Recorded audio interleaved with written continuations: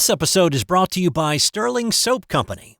How often do you think about your soap? Well, if you answered, not much, maybe you should. You see, a lot of what passes for soap in stores is technically not soap, according to the FDA's definition. It's full of lab-created chemicals and detergents because, well, it's cheaper to make. Now, what if you could buy natural soap made from natural ingredients like tallow, palm oil, coconut oil, and scented with essential oils, and for just a little more than you'd pay for grocery store soap? Sterling Soap is 100% natural, and with a wide variety of bath soaps, shave soaps, beard balm, lotions, and cologne, there's a product and a scent for just about everybody. Check them out for yourself at sterlingsoap.com. That's STIRLING soap.com. Hey there, sports history fan. This is Darren Hayes, host of the Pigskin Dispatch and Jersey Dispatch podcast. I hope you've enjoyed another great episode here on Sports History Network. Now, speaking of sports history, this episode was brought to you by Firefly Books, and they have two great ones for you this summer. For basketball fans, they have the NBA 75, the definitive history by author Dave Zarum, who's appeared on our Jersey Dispatch podcast recently. He tells about the experience, the thrilling journey of the NBA, from its humble beginnings to its modern glory. Uncover the untold stories of triumph, controversy, and the greatest stars of the game. This isn't just a book. It's courtside seats to over 75 years of NBA history. And for the golf enthusiasts, swing into The Golf Round I'll Never Forget by Matt Adams. Relive 50 of golf's most memorable moments through the eyes of the legends themselves. From Garcia's triumph at the 2017 Masters to Nicklaus' miraculous 1986 comeback, it's the closest you'll get to walking the fairways with golf's greatest. Get your summer read on. Grab a copy of NBA 75 or The Golf Round I'll Never Forget, available online or at your favorite bookstore.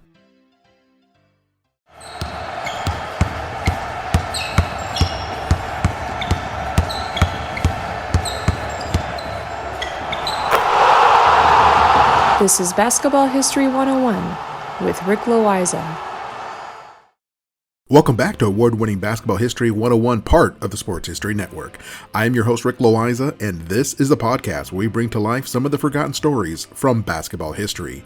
We are bringing old-school basketball to a new-school audience, and today we bring you the story of Jumpin Joe Fulks. If you were a younger listener or new to basketball history, Jumpin Joe Fulks was the NBA's scoring leader in that very first season back in 1946-1947, and back then the NBA went by its old name, the BAA, the Basketball Association of America. Joe Fulks was a serious ball player for the Philadelphia Warriors, which are now known as the Golden State Warriors. And in that very first season of the NBA, the scoring leader was determined by who had the most total points, not by scoring average like they measure it today. Fulks had 1,389 points for the season, and that is over 400 points more than the number 2 scorer, Bob Furyk of Washington, who had 926 points. But even if you were to measure the scoring by average, Fulks averaged 23.1 points per game, which would have still led the league over Furyk, who had 16.8 points per game. That means that Fulks averaged over 6 points per game more than the number 2 scorer in Bob Furyk. Now, back then, scoring 23 points per game was scorching hot. I mean, the Philadelphia Warriors as a team only scored 69 points per game for the season. Fulks had 1/3 of the entire scoring effort. That is enormous. If the Warriors had not had Fulks on the squad, they would not have been as successful. I mean, the other players would have filled in part of the scoring, but not all of it. The Warriors finished that first season as the champions, and Fulks was a huge part of that. But let's put that 23 points per game in a modern context.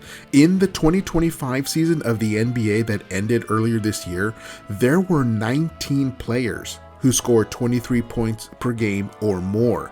But back in 1946, 23 points was shockingly enormous. So who was Joe Fulks, and why do we not talk about him more? Well, Fulks was born in 1921 in Kentucky and attended what was then called Murray State Teachers College. Today, that school is known as Murray State University, which is where Ja Morant went to school. But Joe Fulks lit it up in college and was an incredible scorer back then. He graduated from college in 1942, and like many university graduates of the day, he entered the military to help serve in the war effort in World War II. During his time in the Army, he played a lot of basketball in the military league. He played against some of the other top college players, and he more than held his own. So after 4 years in the Army, it was the end of the war, and most servicemen were leaving the military to begin their civilian life. And Fulks had a good idea that he was good enough to play professional basketball based on his success in the military league. He left the military in 1946, which was the same year that a brand new professional basketball league was just starting that would eventually call itself the NBA. Scouting was not what it is today. Most scouting was done by word of mouth. A coach had other coaching friends around the country, and they would share their opinions about different players. In this case, the owner of the Philadelphia Warriors was a man named Eddie Gottlieb, and one of his former players on his old Philadelphia Spas team was Petey Rosenberg. Well, Rosenberg had seen Fulks play in person during that time in the military, and he naturally thought very highly of Fulks and gave Gottlieb a glowing recommendation. Essentially, Rosenberg told Gottlieb that he had to sign Joe Fulks, so without even seeing him play, Eddie Gottlieb offered Joe Fulks a contract to join the Warriors, and Fulks accepted. At this point, Fulks was 25 years old and just starting with his first season of professional basketball. Most of the players in that first season of the NBA had known each other from other leagues or from that barnstorming circuit, but very few knew anything about Fulks. He was such a surprise to the entire league when he came in and scored 25 points in his very first game for the Warriors. Fulks put the entire league on notice that there was a scorer that everyone had to game plan for. The reason they called him Jumpin Joe Fulks is because his specialty was the jump shot. Some people called it the ear shot because he would start his shooting motion with the ball next to his right ear. Now we have to remember that the one-handed jump shot was still a relatively new thing. Many players were still shooting the old two-handed set shot, and not all coaches taught that one-hand jump shot. The feeling from many coaches back then was that if a player had to jump in order to release the shot, then that shooter was really not very open. Back then, it was considered fundamental to move the ball and pass it to a player who was so wide open that he had time for a two-handed set shot. But not Joe Fulks. He let it fly for a then scorching 30% shooting percentage. And shooting at 30% was considered pretty good for 1946. In today's NBA, if you are not shooting at least 45%, then you better not be shooting that ball at all, unless it's a dunk or a layup. It seemed that nobody could stop him. He scored on anybody and everybody. He was a defensive nightmare for the rest of the league. The sad thing is that there is so little video from that very first season of the NBA, it would be awesome to be able to look up some of his highlights on YouTube. And he actually played in the NBA for 8 seasons before retiring, but he only led the league in scoring for that very first season. Now, he was still a top scorer for about 3 years, just not the overall league leader.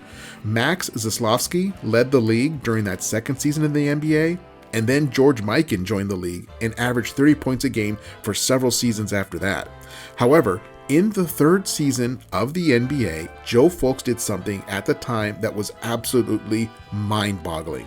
On February 10th, 1949, he scored a whopping 63 points in one game against the Indianapolis Jets.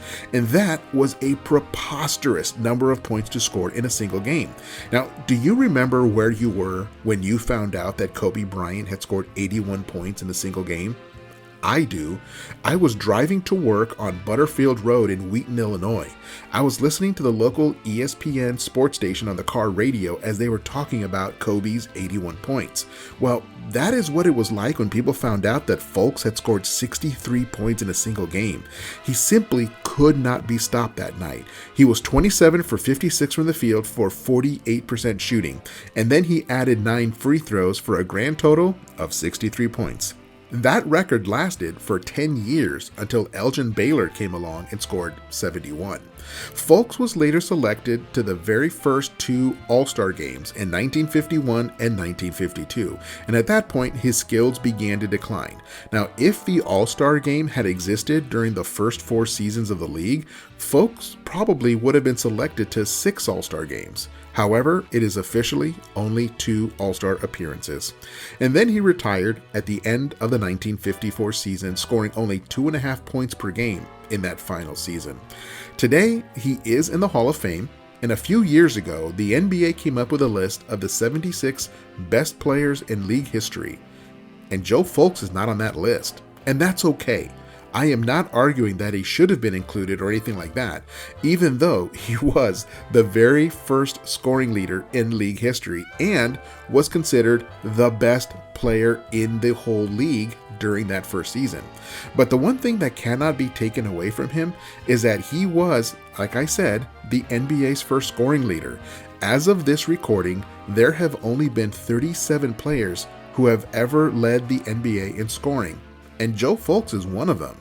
And that list includes players like Wilt Chamberlain, Michael Jordan, George Mikan, Kobe Bryant, Shaquille O'Neal, James Harden, and the newest member of the club, Shai Gilgeous-Alexander. Fulks was once asked about his effectiveness as a shooter, and he said, "I know now that you can't teach a boy to shoot. It's something that comes naturally. You either have the knack or you don't."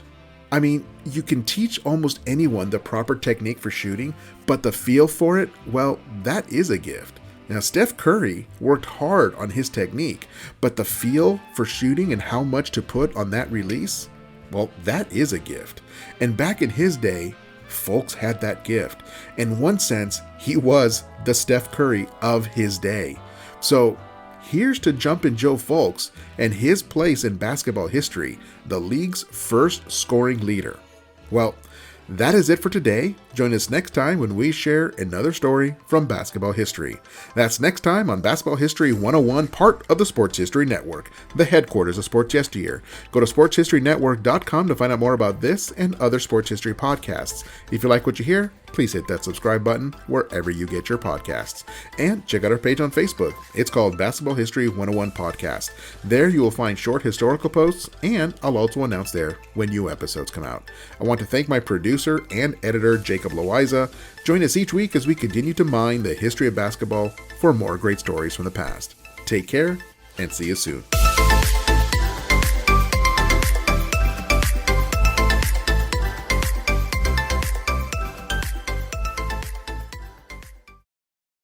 This podcast is part of the Sports History Network, your headquarters for the yesteryear of your favorite sport. You can learn more at sportshistorynetwork.com.